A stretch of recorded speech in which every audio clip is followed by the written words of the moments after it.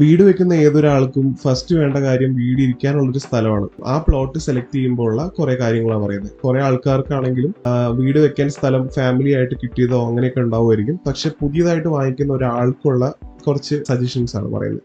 അപ്പൊ നമ്മളിപ്പോൾ ഡിസ്കസ് ചെയ്യാൻ പോകുന്നത് ലാൻഡ് സെലക്ഷൻ ഫെസിലിറ്റീസ് വെച്ചിട്ടുള്ള ലാൻഡ് സെലക്ഷൻ ആണ് പറയുന്നത്. നമ്മൾ ഫസ്റ്റ് കാര്യം പറയുകയാണെങ്കിൽ ഡെയിലി സ്കൂളിൽ പോകുന്ന ഒരാൾക്കും ജോലിക്ക് പോകുന്ന ഒരാൾക്കും ഇപ്പം പ്രൈവറ്റ് ആയിട്ട് അവർക്ക് ബൈക്കോ കാറോ ഇല്ലെങ്കിൽ ഏറ്റവും എളുപ്പം എന്താണെന്ന് വെച്ച് കഴിഞ്ഞാൽ ബസ് റൂട്ടോ അല്ലെങ്കിൽ അതുപോലെയുള്ള ഗവൺമെന്റ് ബസ് ആണെങ്കിലും പ്രൈവറ്റ് ബസ് ആണെങ്കിലും ആ റൂട്ടിൽ അടുത്തെങ്ങാനും വാക്കബിൾ ഡിസ്റ്റൻസിൽ വീടുള്ളതാണ്.